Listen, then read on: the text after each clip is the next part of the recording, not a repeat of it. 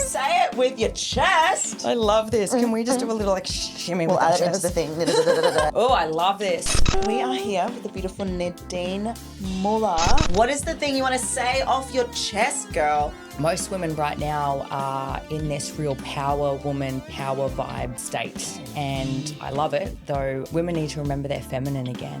You can do that with surrender. You can do that with softness, and you can do that from your wisdom and your intuition. With surrender, it's not saying then we become lazy and we stop doing the things and then we're just waiting for something magical to land on our lap, right? It's still the structure and still honor that structure that you have in your masculine. It's all really important. When you go to bed at night, are you like, there's so many things I've got to do tomorrow. I've got my list. I've got all my... Oh, I have a checklist. That is stealing not just your joy, and it is actually stealing the scale. We are here with the beautiful Nadine Muller, who we have had such close proximity in such a long time. Before we get deep, and I'm talking deep into it, what is the thing you want to say off your chest, girl? Oh, I love this.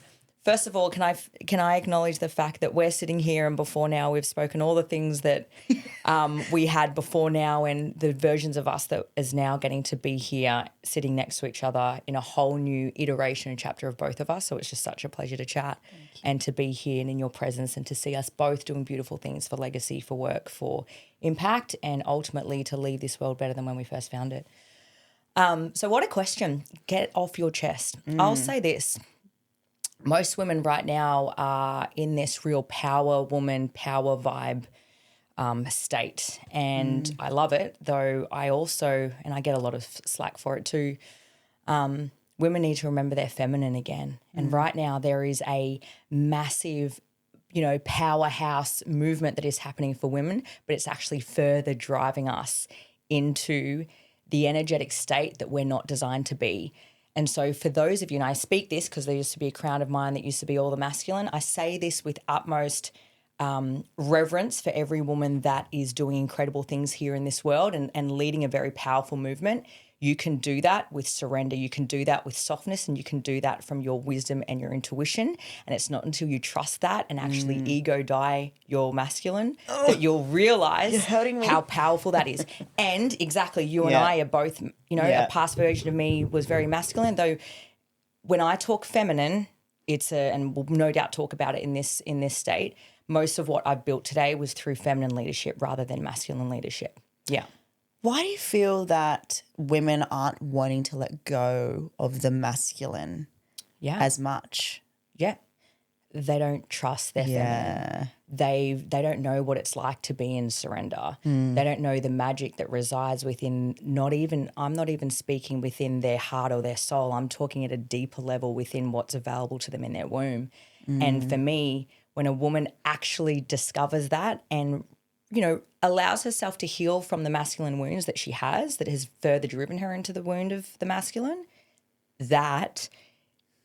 and when a woman is able to go there, she'll discover what's truly powerful for her. And when I say power, in her feminine too, both. Though, what do I know a lot about women in leadership and women empowerment right now is it's driven by their masculine. Yeah. It's driven hugely by their masculine. But I think what I love about watching your journey, and for those of you who don't know, me and Nadine have known each other in the fitness days. Yeah. And that's kind of where the segue is going to go, because I know Nadine then was very different to the Nadine now, but the power of the movement you were speaking about, there's this deep change happening. Why should women now be coming forward in this energy and not falling short or even going back to old patterns of like, oh, but I feel like this is wrong. I'm too soft in my feminine. Like, how do you balance? Very mindful of what I'm saying. How do you balance the two? Yeah. Let's not make it wrong. So there's almost like a push to the other way and then a push to the one way. The true alchemy of it is being able to have both. Because then actually, and making mention of this, and it's really important to note, that then there's a whole heap of women that are just in their feminine, they don't have the structure of the masculine. And you can utilize this in business or in entrepreneurship or in your relationship. It's still so beautiful to have your masculine presence. A lot of my business is still masculine driven, though there is so much flow and flexibility of the feminine. And if going back to your question, if more women actually realize that creation comes from your feminine, true creation, scaling can come from your feminine hugely. Yeah. And we were talking about that a little bit earlier, which I'd love to share into. Yes. And like your vision part of you, when we let go of the masculine, can create things that the world has never seen, can create movements the world has never seen. That is where illogical growth happens, whereas the logic growth happens just in your masculine. So it's just an invitation, if you will, if you're listening to this conversation of, what if the surrender that we're talking about, the softness, you know, like a past version of me and perhaps you, if someone told me surrender, that would be like, what do you mean? That means I lose. I'm weak. Yeah. No, I deadlifted it. I do this. Like that would crush my ego. Though that very thing was crushing my growth. That very thing was diminishing the part of my relationship. It was actually also enabling parts in my motherhood journey that was pushing me further away from or disconnecting from those that I loved. So again, whilst I'm sure we'll talk about it in a number of planes, it was the masculine energy is starting to counteract on a lot of women's lives, not just in their business senses, in every area of their life. Before we started this episode, me and Nadine were just having a bit of a catch up, and prior to this week, I fucked up with our episode booking, and I believe it's because I'm very much in my masculine, as you would know. Yeah. I'm very much being very open on where I'm at in my journey, and right now we are focusing on scaling, and I think you wanted to bring forward how feminine aspect can scale, because your girl right now doesn't have an EA. We've just been refining, rebuilding. Jordan's come into the business. He's very much the analytical, logical person. And I'm very much the visionary. But there's currently something right now that's disconnecting me in order for me to scale. So run me through how you can bring in scaling as a woman who has always been driven by in her masculine, but wants to surrender and tap into the feminine. Yeah. First of all, I want to say with surrender, it's not saying then we become lazy and we stop doing the things and then we're just waiting for something magical to land on our lap, right? It's still the structure and still honor that structure that you have in your masculine. It's all really important. The logic that he brings, the analytics that he brings, all really, really important. And, you know, that data, that feedback, great.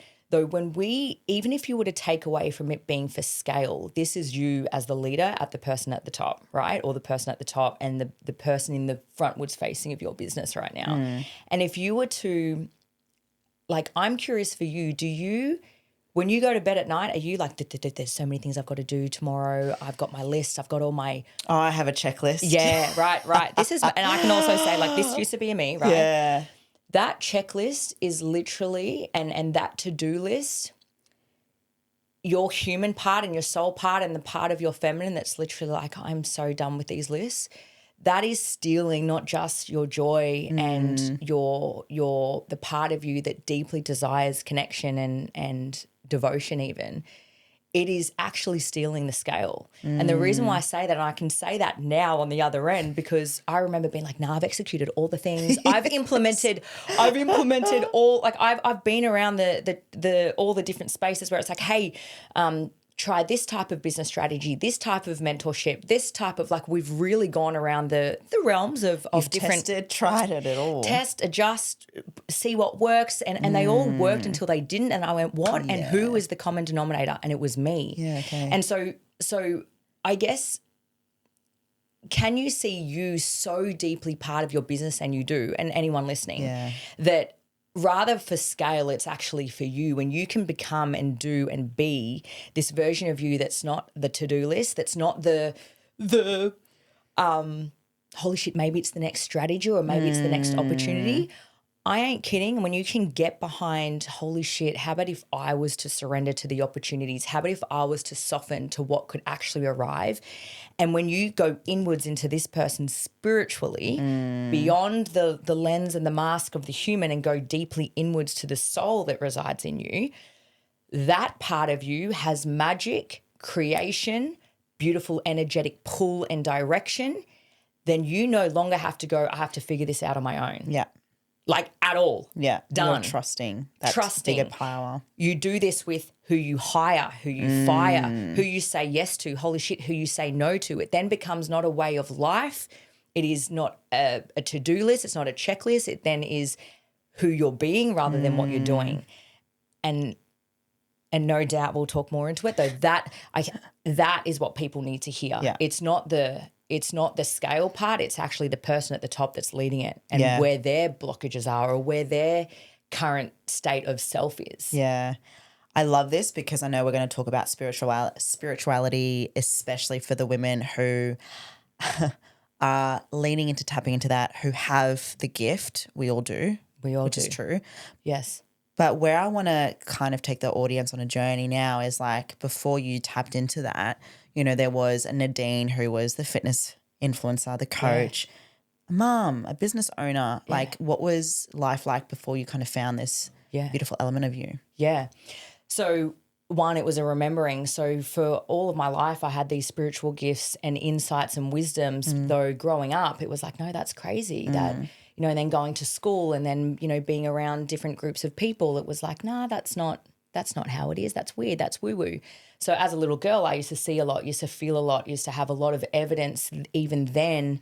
Seeing a lot like in front of you as well? Yeah, wow. And then around me and then people that had passed, people around, you know, different presences, different beings. I felt like I was here in this lifetime and in this realm, though I could easily go to others and then return. Yeah.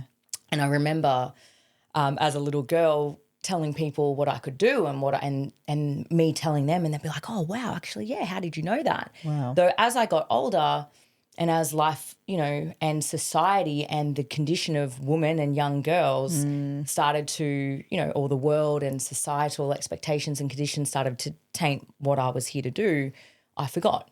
And so for a long time I forgot and I just started doing what everybody else does, finish school, go to uni, have the business, create all the things. And it wasn't until life literally gifted me, now I say gifted, though gave me the most biggest life collisions in the form of, and I know we were talking about it earlier, though, again, I was that woman, and perhaps some can identify with this, who was doing everything all at once, wouldn't trust anyone to do anything outside of me, so I'd just do it all. It had to be perfect. It had to be controlled. It was all coming from a place of like achievement. We could talk about lots of other things here, though there was a lot of upbringing, you know, challenges that then meant I'm going to make damn sure that I'm going to have a different life.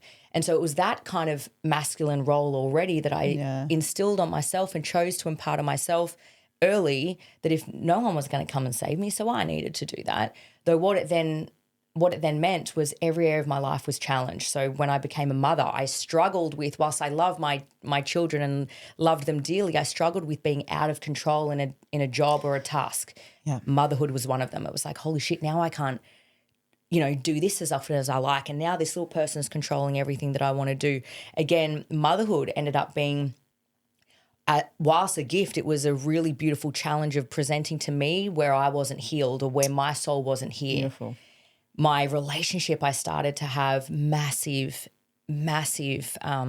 run-ins with disconnect, not being able to communicate, not being able to really allow people to fully see me. So again, I noticed where it was like, oh, walls up. And I would have a lot of relationships, even from a place of intimacy, I would be able to connect. Though again, from a place of all relationships, I had a lot of friends, I had a lot of networks, and yet I still felt alone. I still felt like I had to put masks up. Again, if we were to go down a few different avenues, my husband at the time. Were you married not to Dane before? No. I'm talking about Dane now. Okay. So there was a lot going on.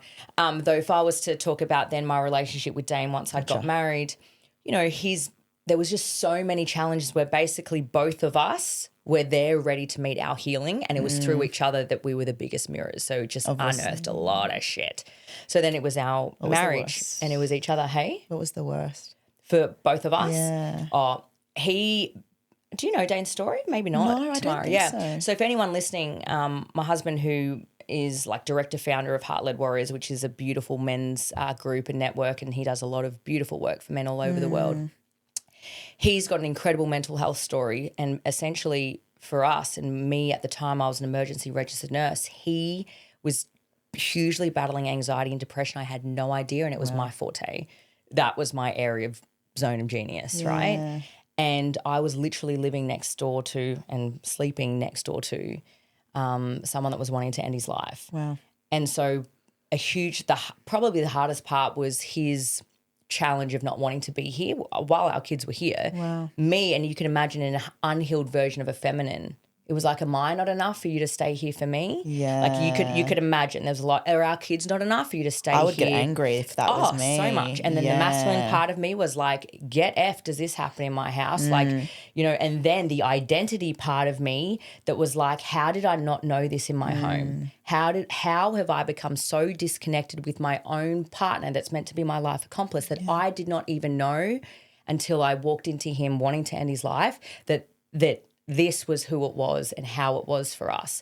So that was there was many, don't worry, but that was one part that for me, I went, hang on a second, in all of this chaos, and I kept on calling in chaos. I kept on calling in challenge. I kept on professionally, personally, in relationship, in my home, outside of my home. I was starting to thrive off and started to realize that it was me that was calling chaos. Interesting. And I came to a part in my life that I went, holy shit, a common denominator in all of this. I'm creating all of this. And if I am really the creator of my life, then how have I created all of this? And I realized I was calling it all in. So one, that answers it in short. Was that short? Two, there's so much more to that. Yeah. Allow your chaos or your the magic of collision be your start. I want to talk about yours and Dane's relationship in a second, but that was so beautiful with what you shared. I know you were in the defense for a very long time. Yeah. And I know in the fitness space too, you've now veered into the world you're in now. Yeah. Run me through how all of that came about. And then I want to talk about relationship and love and rebuilding, because that's massive for Dane to go through suicide, kids stuff. And I know you've been going through grief in the past as well. Yeah. Gosh, there's so much. Yeah. Again, whenever I jump on podcasts, most people know it's like, that's hence why I wrote the book as well. Yeah. I've literally lived a million lives before now, metaphorically, spiritually, all the things, and then also in this lifetime. And so I have identity work is a huge thing for me. Yeah. As I've shared today, it's like I was an emergency nurse for over a decade. I was in our Australian Air Force and our Australian Armed Forces for 14 years. Like before now, I was in the fitness space, and then I was in the personal training space. Then I was in the beauty space. Like there's so much when I think about identity for me. Yeah. And then now it's like, yes, in the entrepreneurial space, in the healing space, in the growth space, there is so many identities here that's at play. And I think that that's a really good thing to bring into the conversation, because so many people go, oh, I'm only ever this one thing. It's like, no, you're here to evolve, you're here to change. Yeah. And if we can really buy into that, we live a life that we're here to actually live, because all of it was leading me to here. So, yeah. Oh, no, what were you going to say?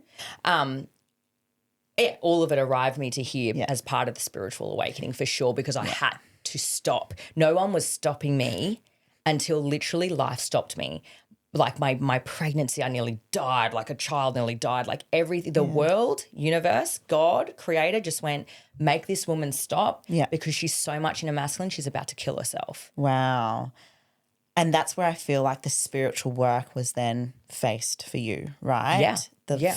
Jesus. So run me through what is spirituality, because I know I have a very interesting relationship with spirituality. Yeah. I've had people that I've worked with, and probably this is where the chaos thing comes in. There's obviously something here for me to work through. Yeah. But spirituality, like what is your version of it? Like what is this? I want to first start with often, I come from a Catholic household as well. And my mum's very devout Catholic. So I first have come from faith being religion. And it's so interesting because my version and my vision, and even how I know the veil is so thin, even coming here today, I'm like, whoa, there's been so much here. Yeah.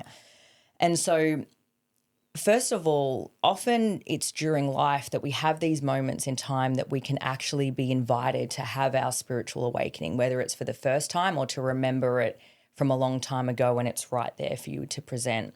So really, I'm going to say what mine was at a moment where I was about to cross over to finish my life here, and it wasn't meant to be. And what happened? Was that? I've had 2 now, so Really? which is beautiful. Yeah. I can really appreciate them because I've gone to where I was going to go and wasn't meant to, so I was here. So the first one was actually the birth of my second child. So we both nearly died, and essentially on the table, I had a C-section go really, really wrong, and basically my spinal didn't work, and I had a C-section completely awake. Jesus. Yeah, and so my body went into shock. And then, if someone could explain, only people that are still alive can explain it when you're already in another end. Yeah. And it was in that moment that all of these lifetimes of me just beautifully collided and gave me a gift of this life and the gratitude for what this life is. That's in short. Then my second one was actually, I was so busy in the busy doing life that I was looking after everyone around me and I stopped looking after myself. And have you heard of the feather brick truck feather story? Yeah. Have you heard of it? Yeah. I literally had a Mack truck. So I am that story. So I had so many feathers of like, hey, Nadine, you're looking after your dad at the moment. Dane's dad's also dying. Yeah. This is my husband's dad as well. And you're taking care of everyone. You're trying to run businesses. You've got multiple businesses, actually. You're trying to look after your kids, and people are still coming to you. You're doing everything. Yeah. And the thing that you're not doing is taking care of yourself. I had the feather, I had the brick, and I was literally in my car and was a bee's dick away from a head-on collision with a Mack truck. Literally a Mack truck. You add the definition of feather. I am right. Yeah. And so... And I remember I opened the car door on the side of the road. This was from the Sunshine Coast to the Gold Coast, and just started vomiting. Like I was just like, holy shit. Because it was another moment and it was another invitation. And there again, there was a beautiful moment of shedding and then of spiritual enlightenment. And so to answer your question, it is one that is deeply, profoundly someone's own experience of what spirituality can be like. I firmly believe and know that there is a creator. I firmly believe and know that we all have intuitive gifts and wisdoms that we've all been put here on this earth now to share with one another. Yeah. And I also deeply know, because there's a lot of people just spreading love and light and that's it, that there is the polarity of dark and evil and entities. I absolutely know that to be true because we work with that, as in we see it, and we have to support people to detach from that. And I also know that the whole premise, whilst I believe in the universal law of oneness, we aren't one, though we are one. So that is how, war is going to keep on going. Do you know what I mean? Everyone wants harmonization, though without it, just like yin yang, just like day and night, just like rebirth, death, it is all part of the human condition and the soul's condition. And there is the God, if you wish to call it that, though to exclude that there is only light and that we all want to return to that is actually unsafe and deeply, for some people operating from that place, are negligent. And it is only until somebody has deeply gone inwards and have seen all that one can speak that is what is truth. And it's when someone goes down their own journey of their spirituality that they can see that for themselves rather than hearing it from someone that's speaking it on a podcast. Yeah, and I get it. I know that would be, as you said, you had the experience and here you are today. Yeah. To bring forward this beautiful journey of what life could be like for other people, but they need to also be ready and willing to step into that spiritual journey. Yeah. Even if it's a truck that hits them. Now I tell people I'm excited for your next challenge, and people are like, what? I'm excited for your truck. Yeah. Maybe not the back truck, though. I'm very excited. When someone says they're going through a life collision, part of me goes, fuck yeah, I'm so fucking excited You're for probably you. like, Tam's about to get one. I'm like, yeah, I'll be dancing for them in the most reverent of ways, and it'll be unearthing, it'll be yucky, it'll be messy, it'll be all the things, though for me, I wouldn't be here without all of it. Even parts of our relationship with Dane, betrayals of trust, you name it, things that most couples would never want to return back to or would never, ever want to experience or would be huge red flags for them. We're out here leading, couples work that is so revolutionary that people are literally mind bending over it right now. Talk to me about that, because you and Dane coming out of what he's been through, his healing journey and Yeah. yours as well. Yeah. When did you guys start doing work together? Yeah, so it requires, and often in relationships, there's usually one person that goes first. Yes. And in any relationship, actually. And so it required someone to go first. And I realized that for a long time I was trying to drag him to come along on this journey of healing. I'm like, can't you see we're both effed? We both need some help that's beyond, because we did all of the things, psychology, psychiatry, we went to circles. Yeah, oh yeah, we did. You name it. We've got everything under our belt. Then, we had couples therapy, and then we did all of the foundational work of couples work. And then we went down journeys of what mastery is. And then we'd hire spiritual mentors, that literally, and it all worked until it didn't, and we were still in the same space, or it would work and then it wouldn't, and then would return. Yeah. And so I just had to have that sovereign governance of myself and go, right, if you're not coming, I'm going, and I'm going so fucking deep. And if you're unwilling to go along, then that's your journey. And I've got to respect that and have reverence for the fact that you're on yours, and that's your soul's mission, and that's your soul's contract. So that's okay. Yeah. So that was a huge learning for me of why am I wanting to save him? No one saves him. If he wants to end his life at the bottom of the shower, and there's plenty of those, is that up to me or is that up to him? So one day, one of them, I said, I can see how I'm actually part of this. I am disempowering you to save yourself by trying to save you. And that is massive. You do not say that to someone in a time like that, though. Can I tell you, that moment he started saving himself. That moment was the one time that he goes, I was part of his ego being, that's when he got love. When you helped fix him. When I helped to fix. And I realized my whole mission on this earth is I'm here to mirror and reflect back people saving and fixing themselves if they choose to see themselves as broken, or they're simply on the journey. And so for us, that was me detaching from any outcome, even if people died. Wow. And just hear that, everybody just listen to that. Even if people I love die, that's not on me. No. That's not on me anymore. And there was a lot of people around me. I was working in an emergency department. I was seeing life and death on an almost daily basis then. If you think of my military career, if you then think about from a space of death and rebirth spiritually, and then a space of death and rebirth for myself, I was living it. So it's like the walking embodiment of it. Yeah. Though Dane and I then just went so fiercely in on myself that then I realized that, holy shit, am I willing to lose it all to rebuild it all? And the thing was, I was already losing it all anyway. Shit. So it's may as well. So I may as well, yeah. And I had two little boys watching me, and I'm like, I'm not watching them watch me do nothing. But the thing that I loved what you said was hey, I love you, but you need to work on this. Yeah. And the fact that you were disempowering yourself and him for him doing it for himself. Yeah. And I resonate because we shared just before about my mum and my brother. I love them so much. And I went to Sydney recently, very triggered in what was coming up for me, which again, triggers the teachers, but I wanted to fix them. I still do, and it's disempowering them because they should choose. Yes. Because even Jordan said to me, he goes, no, they don't have much choice. I go, they fucking have a choice. Yes, everyone has a choice. Yes. And they're choosing to live in that house. They're choosing to have mediocre money, X, Y, and Z. Yes. But coming back to that, so obviously then that would have then brought him to come to where he is now for you guys to be together. Well, yeah, it just started the journey of holy shit, she's going forward. And it just provided the onus and the responsibility on him. Yeah.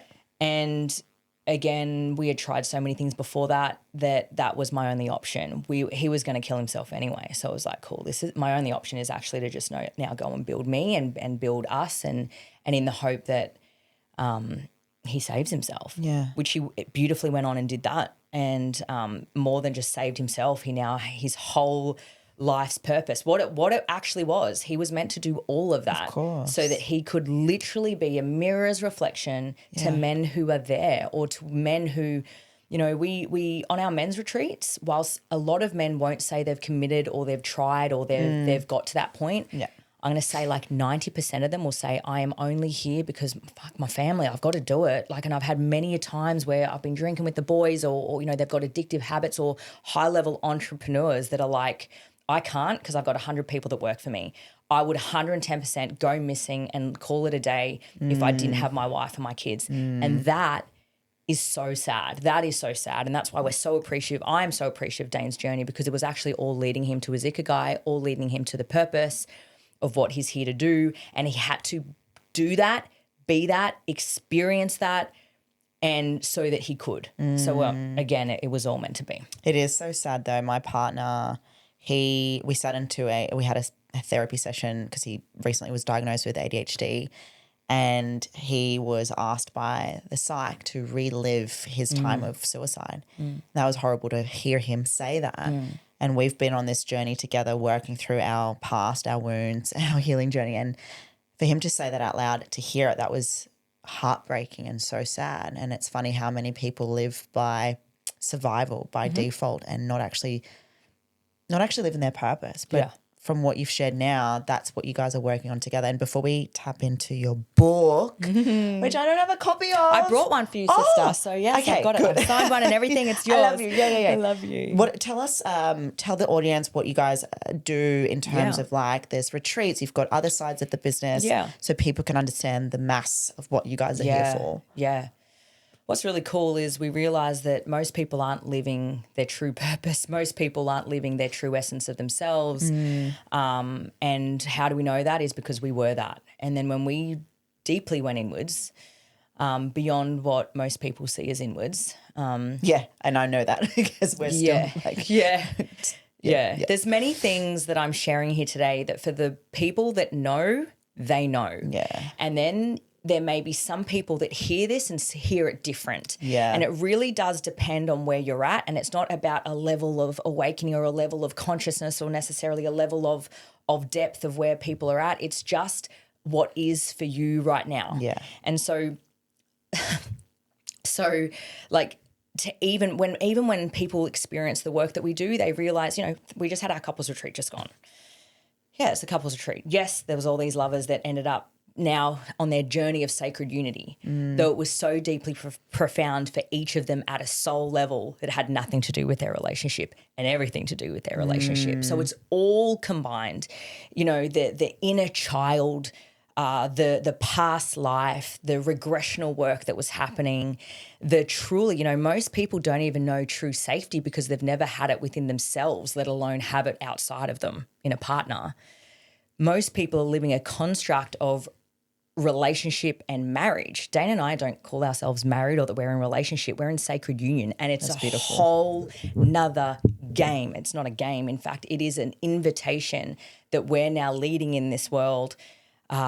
We've just received an innovation award for our couples work actually in the US that we're going to receive. And it's because the scary statistics of men and women and then couples divorcing is wild. And if everything was working right now in the construct of society right now, then we wouldn't be seeing that. Yeah. So, yes, we run couples retreats. Yes, we run our women's retreats now, our men's, deep healing, growth and transformation. And here's the thing. Most of them you would say, are they for people that are like have never done the work? No, we've had a lot of people that are in the work. Yeah. And that have done all the things. Yeah. And then we have people that are in the work of the coaching industry, the entrepreneurship industry that they're like, you know what, I'm ready to go deeper. I'm ready to be held at a different level. I say different rather than more. And I'm ready to go inwards and face truly the man or the woman or the couple in the mirror, because I know when I do, am I truly in my life's arena? And that's the work that we do.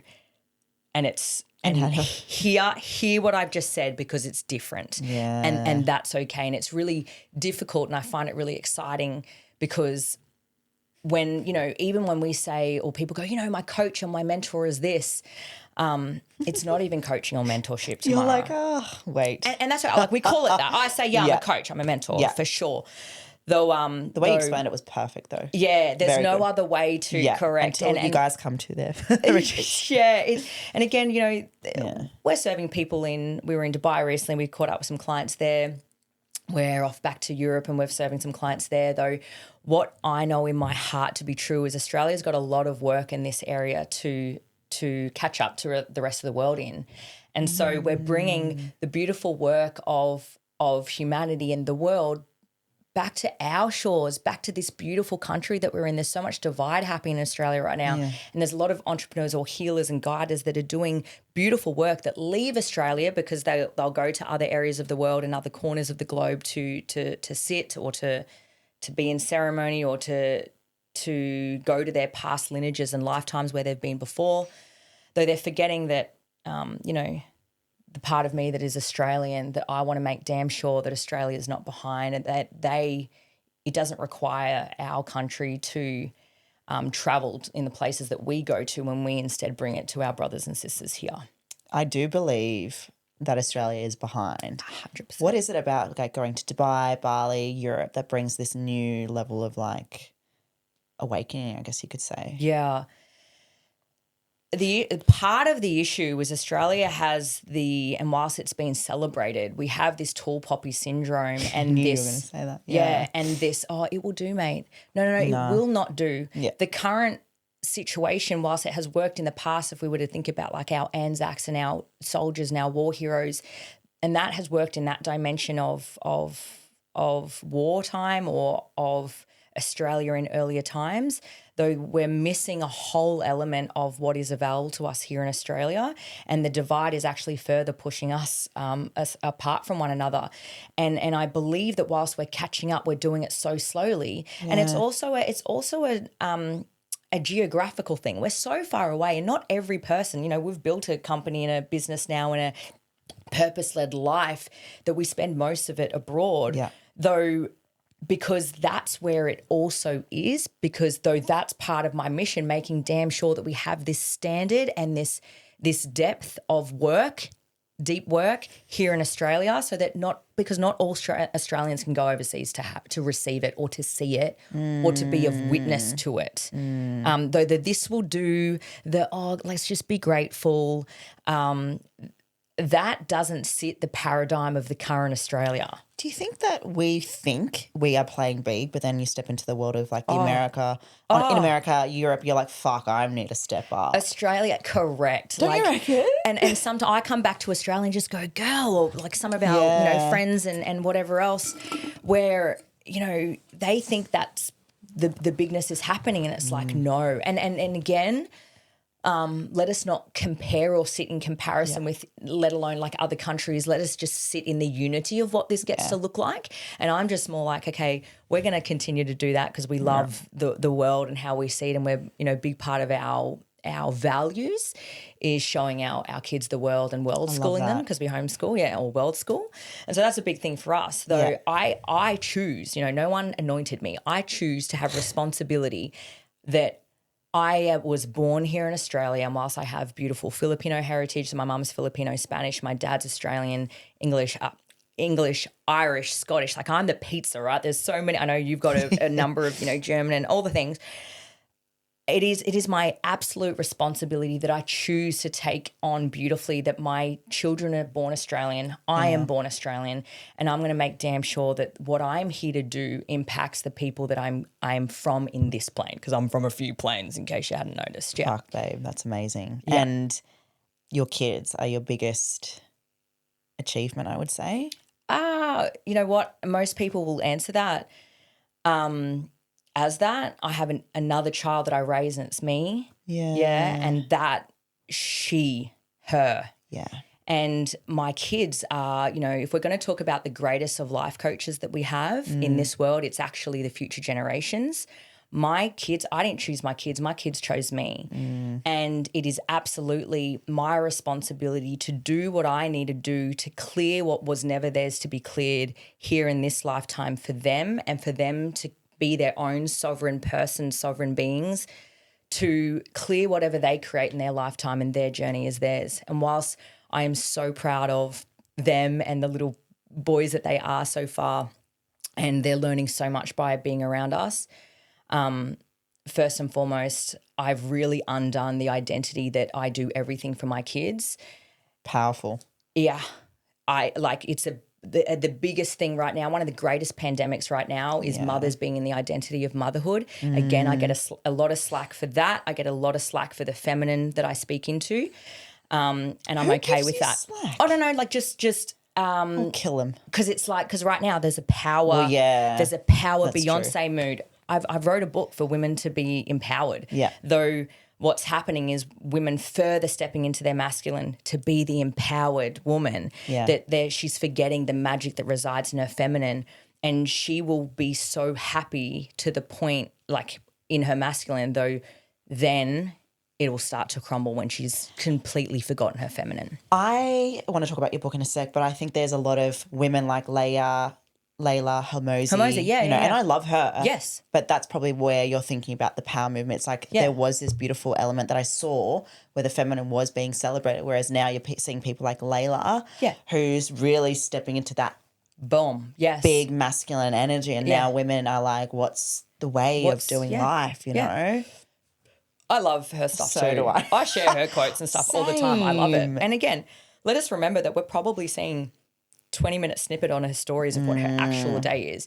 And it seems as though if I was to reflect or review on how they are, that they still have a really beautiful feminine and masculine relationship. I feel as though Alex Hormozi in his masculine is quite dominant. Yeah. So here's the thing. When I say like feminine, I also am like, how do you be held in intimacy? Like, how do you be held with your feminine for yourself with food? Like, I'm not just even talking about the feminine in business or the feminine in your power. It's like, okay, for the mother feminine, do you know nurture and nourishment truly?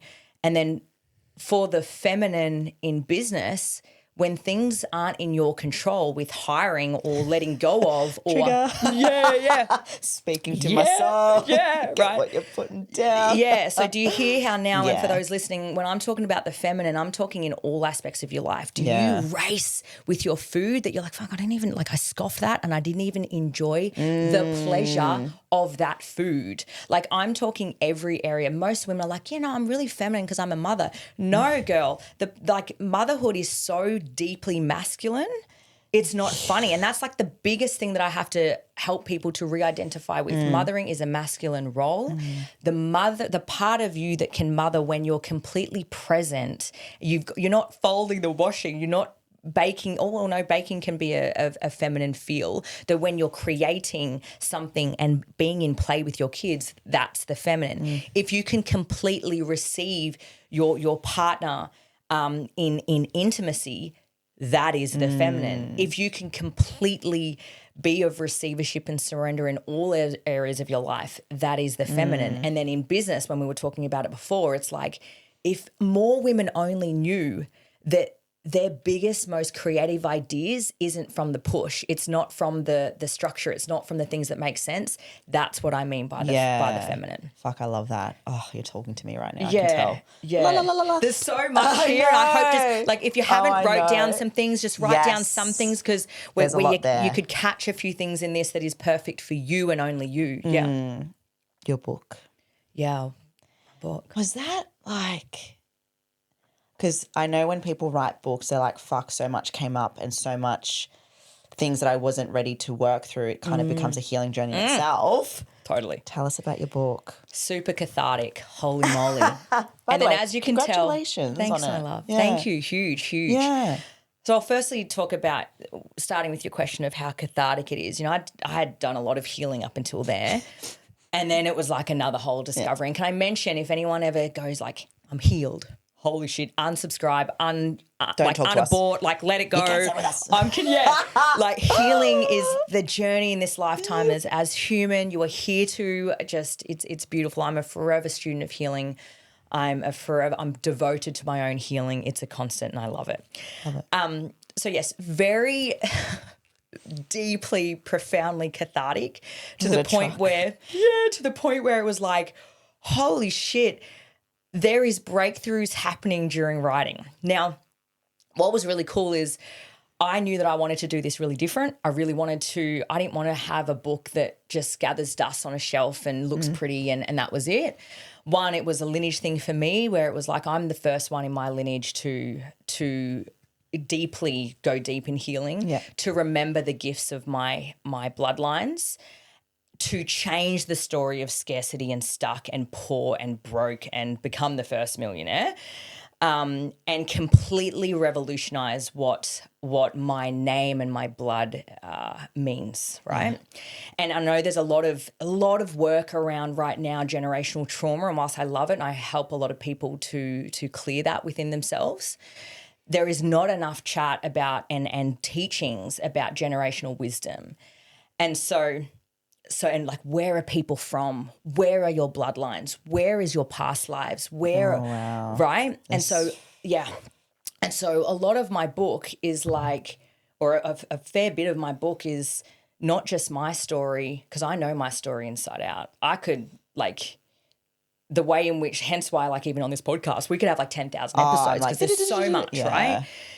Though it was another way for me to share my story, though in a way, like a lot of the story is actually, whilst it's my story, a lot of it is you, as in it's about the reader. So it's actually, rather than it being a book about my story, whilst it's my storyline, it's an experience for every person that opens it.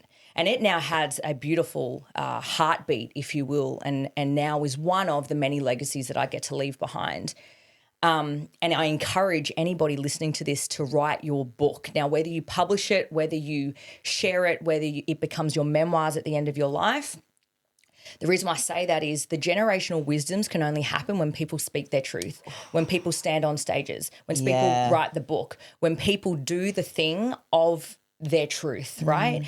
And so a lot of my book also was stories that I realized I hadn't actually shared with anyone ever. There were some things in there that Dane was like, fuck, I didn't even know that about you. And I'm like, I know.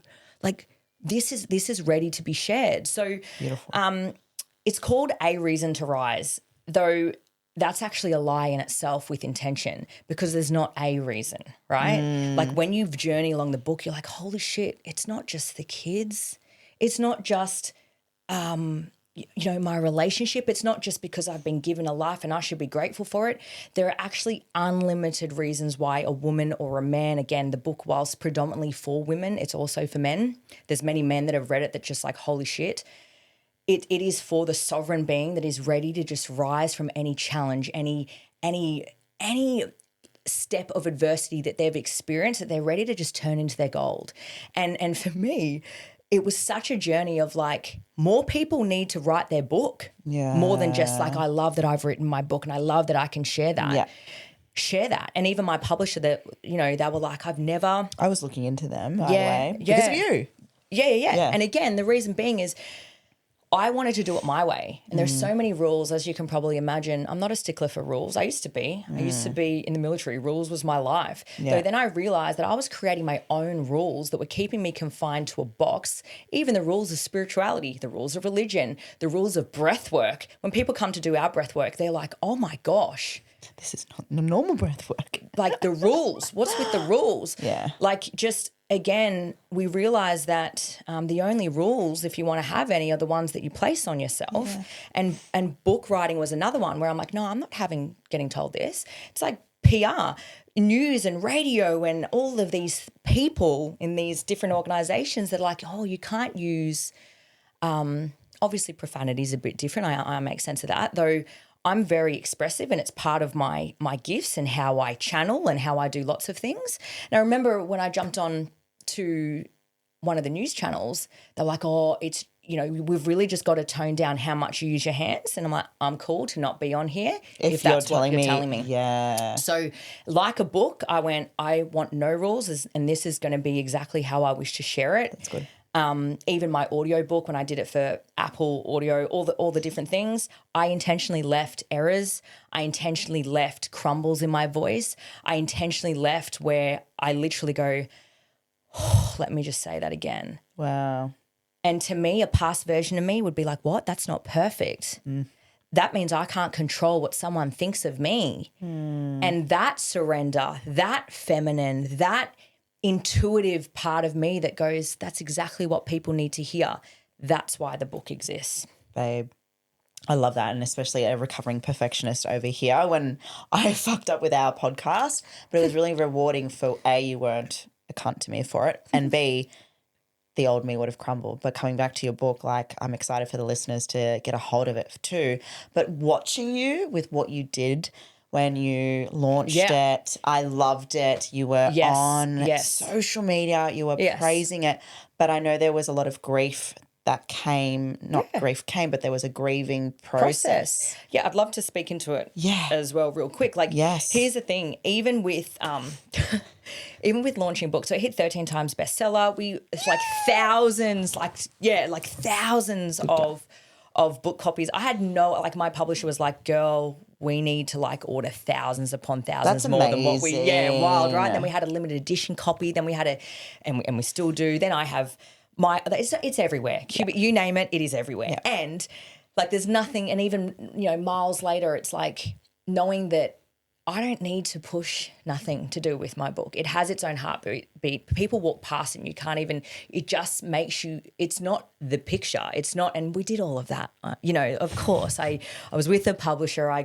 There were so many things as part of it, though it's not that. There is something within certain books, my book's one of them, that you can't help but just go, there is something in here for me that I must read for me, because it's not my story. It's the story that resides in everyone if we truly believe about oneness and that we're all here in this world creating what we're currently seeing and feeling and experiencing. And it literally, I've seen it. I've sat at the Brisbane airport or different airports around Australia just watching people and where they go, and their soul energetically gets called to it. That's cool. It's really cool. That is amazing. It just goes to show the testament of your work and the healing part of everything that you've brought forward. It's only just going to keep growing from that. Are you writing a book, sister? I want to. Yeah. And that's why I reached out to Dean, because there's a lot of part of my story that I haven't shared, and big stuff. Yeah. There's a few other milestones I want to hit though. My speaking's been such a big thing, doing a TEDx, which I was meant to do this year. I had to cancel it. I'll talk about that. I haven't announced it actually. I'll talk about that in a second. But the grieving from you. Yeah. What came up? So here's the thing. People forget that sometimes you're also grieving a past version of you. Yeah. And people are like, oh, I'm grieving my dad. I've lost my dad. Oh, there's a lot of things that I've grieved in this lifetime. And in previous lifetimes. And it's so interesting that when grief comes up, it's one of my favorite of emotions to support people through, because I think most people see grief as I've just got to get it done. And it's you're always going to be forever on a grieving journey. Though it's they grieve, or most people will grieve the person that they're losing, or the person or what something wasn't what they'd hoped it would be. And I'm just speaking that from the lens of an outcome of, remember, because you can grieve an identity, you can grieve a job, you can grieve a friendship, you can grieve, oh my gosh, you can grieve a home, right? Or a place that you once lived. And so with my book, there was also such a grief of why is it that people have to go through the worst fucking things ever to get out the other side and then align your path to whatever it needs to? And why is it that we have to experience massive, let's just say, collisions again? I call them life fucks, but they're collisions. Though why is it that it's only when we're given an opportunity where we're like, shit, life is short, someone's been diagnosed with this, or this has just happened to me, that we make change, or that we finally pivot, or we let go of something or someone? So the grief was such this realization of where and who I've been, and that a past version of me that I thought was strong, that was actually playing it safe. So the book was such this experience of okay, I have to, and I will, and I must, and so therefore I am grieving a past version of me who can no longer come forward anymore.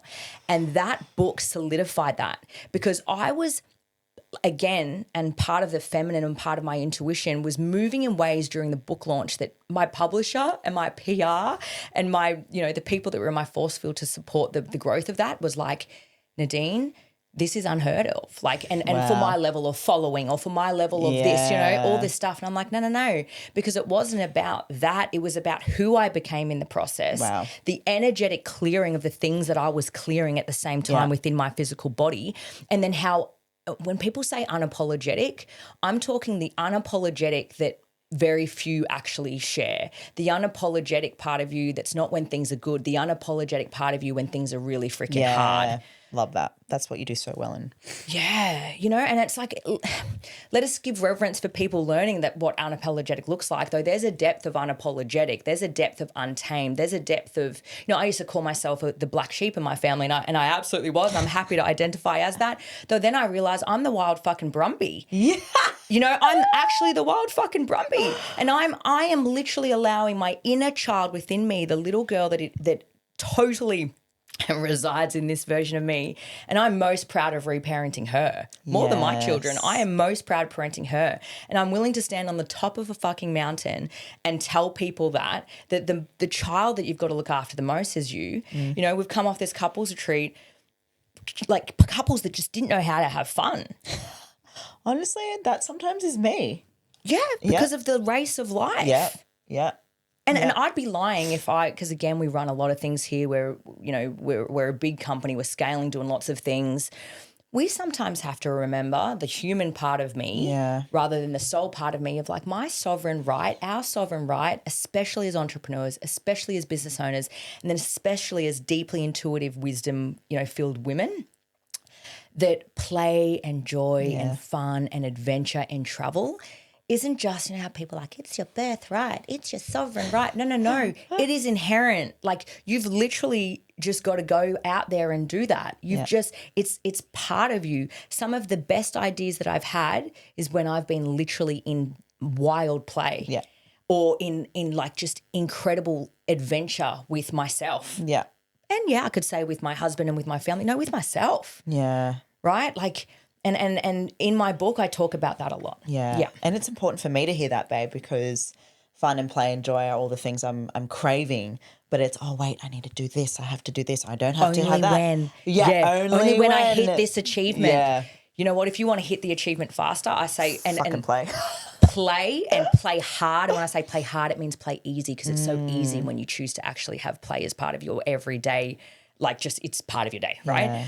And when you do that, watch how fast your goals come. Like literally. And it's not until people actually have evidence on that they go, oh my gosh, it's not easy. Someone just knew, if someone just told me I have more fun and I will create more goals. Yeah, absolutely. Yeah, I think that's a big one for everyone to hear, including myself. And the invitation to grieve, because it sounds like, as you said, when life changes or something happens, that's when we decide to shift identity. But it's inviting more of that in now, not just when life happens for us, when the shitstorms are happening. Yeah. Right?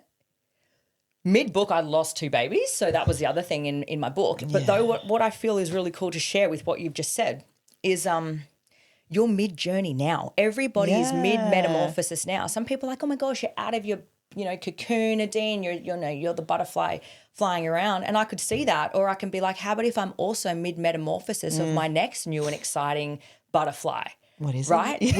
Which is really cool. Yeah. And so like I remember I'd finished my book, it was done, given it to the publishers, we're ready to go.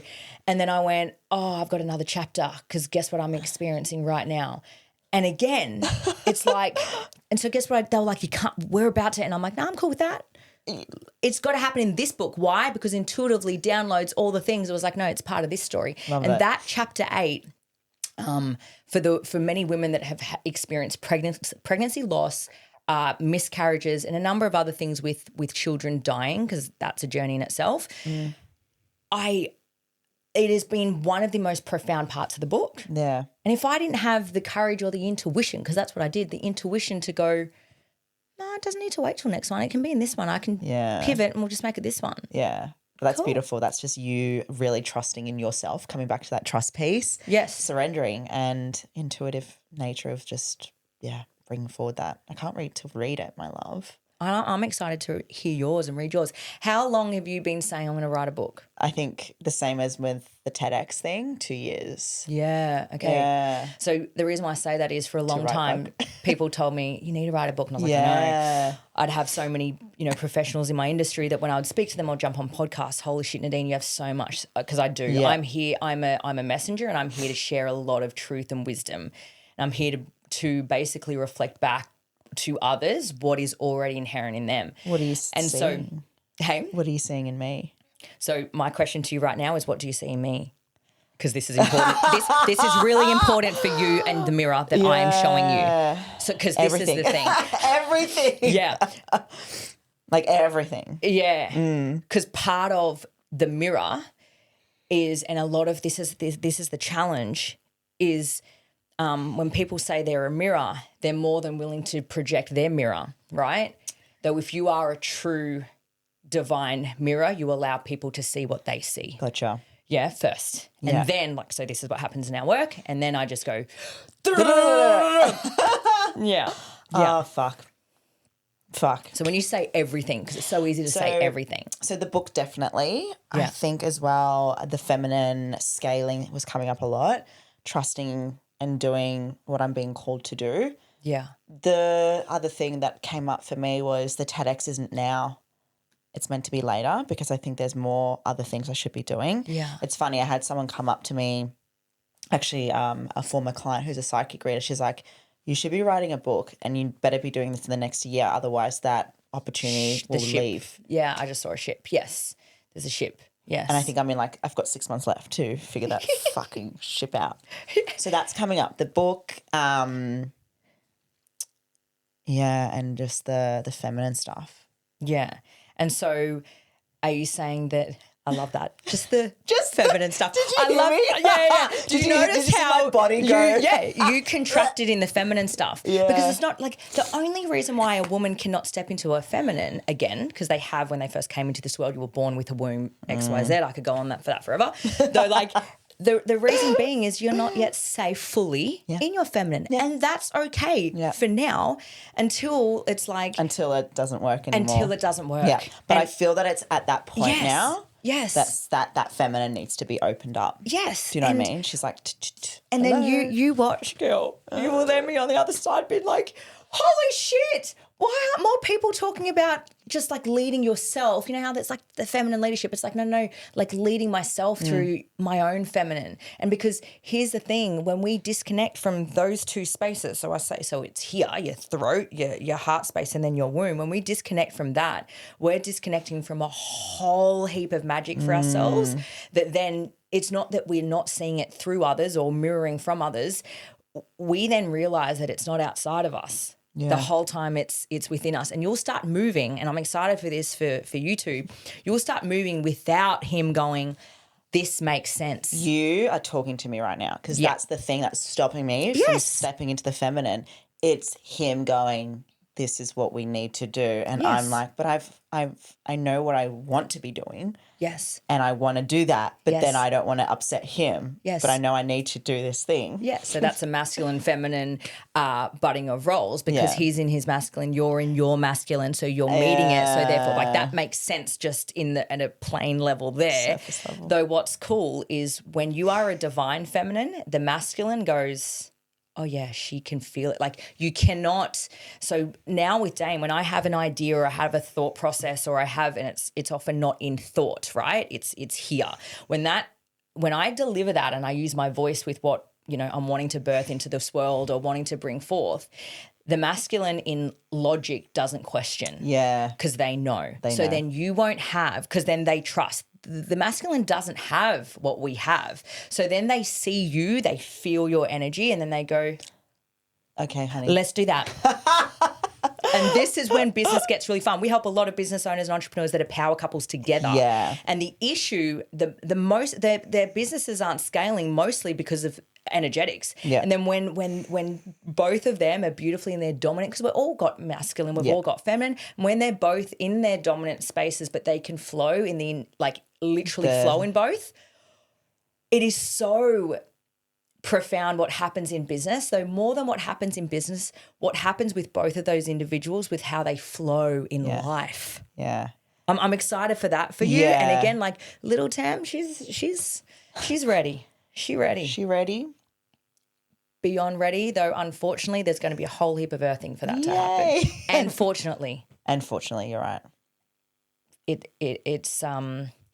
It's one that most people will bypass, though we cannot bypass, the book The Obstacle in the Way is the Way, right? Or the mountain is you. The mountain is us. And if we only saw that there is a child standing at the top of the mountain so deeply wants to connect with us again when we're so disconnected, because as a woman, if we're not connected with our feminine, we're not connected with our inner child, truly. Yeah. There's a lot of people doing inner child work, though they're doing inner child work in a masculine way. Yeah. And so if they actually, if a feminine actually connects with her inner child or doesn't connect with their inner child, there is the disconnect that is actually their inner child is on the mountain and they're here. And that relationship when met is truly profound as a business owner, as an entrepreneur, then as a being that is here to meet that person. Yeah. Yeah. Yeah, you're speaking to me. I can get what you're putting down. You're picking up what I'm putting down. But I'm also very cognizant there's going to be people that listen, so they need to hear it. Yes. And that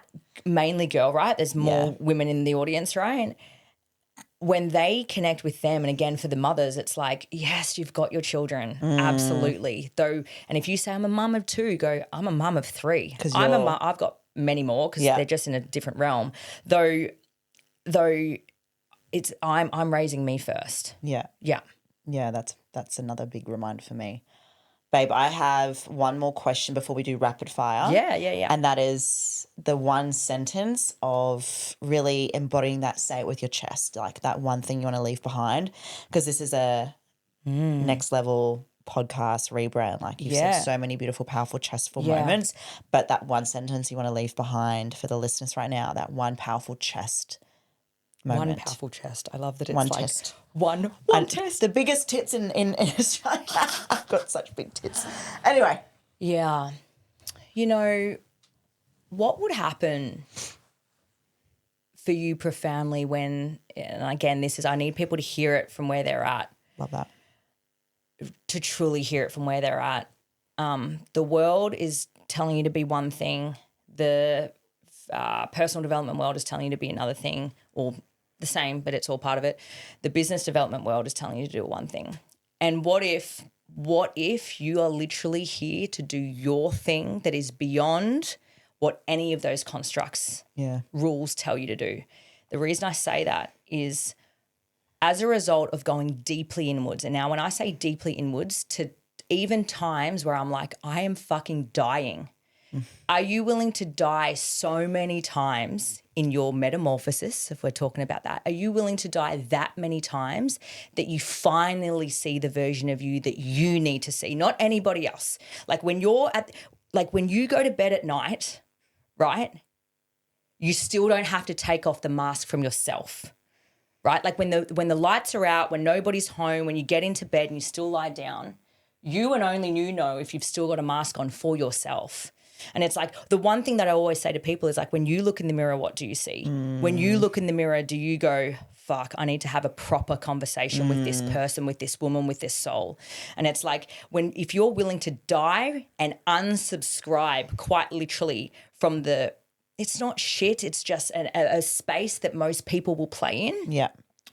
You will not only create and design and live in your own version of your truth, though you will then do what you do so effortlessly. Like people think we're crazy that we do 6 retreats back to back, and it's because I don't have to make up something that we're doing, because it's not what we do, it's who we are. So I don't have to go, I've got to get ready for the next retreat. No, I just roll into the retreat because this is who I am.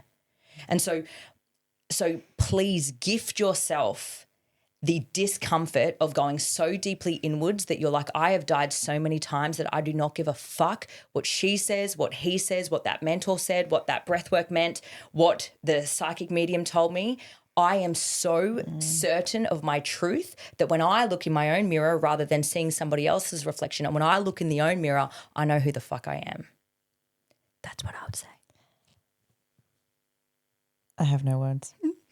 No, you have heaps because I can see them. So just go. It was literally just like, that was not a sentence, but that was a fucking epic way of bringing forward your truth, babe. Honestly. I love your truth, sister. And there's more of it coming. Truth. I know. Can I ask you, do you feel as though people are about to see a version of you that they've never seen, and that's both scary and equally really exciting? I think so. Yeah, because that's what I'm seeing. like literally a couple of steps away Yeah. to your right. Yeah. Yeah. It's weird. Like I'm only now going not in a place of projecty, but more, hey, fuck whatever when anyone thinks, what anyone says, like this is who you have to become and who you need to be. And it's the version of all of me all in one. Yes. And I know that this podcast, everything I'm wanting to build and bring forward, the speaking side, the global, like this isn't just going to be a podcast. I want it to become a TV show. Yeah, beautiful. Yes, because I want perfect. that opportunity to amplify other people's voices. Yes, because that little girl has always had big dreams. And that's all I've always ever wanted to be, you know, that speaker to motivate people to step into that. But I know that means being... Shedding. Yeah. Unshedding. People, places, things, identities, behaviors, like all the things. Are we willing to die? And absolutely, I'm like, I have died too many times for me not to. Yeah. And I think it's a truth that most women need to not just hear. Like, oh, how many people know that? Yeah, I am. You know, I love my kids that much. Are you willing to love your kids that much, though, that it's not about them anymore? That's what people need. That's what mothers need to hear. Yeah. Just what you said to Dane as well, right? Yeah, I'm not here to save nobody. Yeah. And in doing that, I save myself. That's big. Yeah. Babe, I want to wrap this up for a rapid fire question. Before we finish this beautiful episode. Yeah. And a massive thank you for you to be here. And for likewise, making it work sister. after the fucking hiccup. Being a human right now. Yeah. We wanted to do a rapid fire just to spice things up towards the end. It. I love this. You know what I also love? Most people on podcasts with me, they're like, hey, do you want me to send you questions? And I'm like, no. I wasn't going to. I had a feeling. I had an intuitive need yes, come in. most people have like all the questions. I'm like, oh, I probably won't even be talking about any of those. Yeah, it never goes off that. No. But for the rapid, I thought this would be fun to do as a little ending thing. You ready? Yeah. Okay, first thing, spicy rapid fire, 3, 2, 1. The boldest thing you've ever said out loud. Go. It's literally how I speak every day. I filter nothing. I tell everybody anything that they need to hear in that point in time, and that can be the truth or something that they need to hear before they take a step in something else. Love that. A moment you wish you could relive with Dane. Oh, us on retreat yesterday, magic. Why? Because we literally saw mirrors of our past self now ripple out into this world, and kids that are now have completely different futures because of the work that we've just showed their parents. I need to talk about the past life. Okay, one unpopular opinion you'll always stand by. Say again? One unpopular opinion you'll stand by. The power woman. I love that. Yeah, and hear that from the power woman that doesn't have access to her masculine. I'm a powerful woman, and I have full access to both the feminine and the masculine, I love that. The biggest risk you've taken that actually paid off. Yeah. I got rid of absolutely everything. I was bone broke, sold a investment property and invested it fully into my own personal development, my own spiritual development. We had nothing. Again, I was in my feminine and said, Dane, I'm doing this. I'm not letting your logic fucking touch this. And it was through that birthed all of this. Yeah. Absolutely nothing. And I said, watch me figure this out, and I'm going to change the entire story for our family. Fucking we had nothing. If you had to give a TED Talk tomorrow with no prep, what would the title be? Oh, perfect. It would literally be all the reasons why people talk about they must or they should rise, or rise for your kids, rise for yourself. One thing people always get wrong about you. That I'm the nice girl. that I'm always the nice girl, that I have a lot of friends. I'm really deeply, I do know a lot of people. I don't have many friends because I put friends in a different category for myself. And also that I'm actually really serious all the time. I get that a lot. Really? Yeah. Fuck, people don't know who you are. Yeah, I know. I do get the nice girl though. Yeah. But I think that's because you will speak your truth and it can fucking punch people in the face sometimes. Yeah. I love that. And they're probably not ready to hear it. No, and that's fine. Yeah. A habit you refuse to break no matter what. The habit of how much I can work. Hear it again. There is such a challenge at the moment in society that you got to find balance and flow. I'm here because I've worked harder than most people will ever work, and work feels like play. I fucking love that. And then The most powerful stage or room you've ever stood in? Oh, okay. The most powerful stage any woman can ever stand on is the stage that she stands for herself. And I've stood on, and I'm about to go to Wisconsin, about to go to Mexico, about to stand on many stages. And the stage that is most powerful is the stage that I stand for myself. That's it. The last question, the one word that defines you right now. Divinity of feminine and masculine. Oof! That was a really good rapid fire question. Nadine Muller, thank you for being on. Say it with your chest. I love this. Can we just do a little like shimmy We'll with add the it into the chest? thing. Aileen, this will be good for the video. I love you, sister. Thank you so much for having me, and much. for everybody listening. Appreciate you for taking time out of your day to have a listen. Everyone else, please make sure you follow my friend on socials, Nadine Muller. Grab her book, A Reason to Rise, which I can't wait to grab. And when you've felt the trigger or pull to reach out to her to step into her world from a spiritual standpoint, business standpoint, tap into your feminine standpoint, couple standpoint, you know where to find this beautiful human. Is there anything else you want to add before we go? No, look, I love the word trigger. I hope that I've triggered a lot of people, but the type of trigger that is actually about firing the trigger, take action, do the thing, and your life beautifully awaits. Bang, bang, trigger. I love it. I'm your host, Tamara Meyer. Say it with your chest. We'll be back next week. I remember the first time I spoke on stage. My heart was racing, palms sweaty, voice was shaking. I was terrified. Not because I didn't know what to say, but because deep down I was afraid of being seen. I was afraid of my own power. But here's the truth no one tells you. Speaking isn't about perfection. It's about connection. When you step onto stage, whether it's a room of 10 or 10,000 people aren't just listening to your word. They're feeling your energy. They're watching to see, does this person believe in what they're saying? Does this person believe in themselves?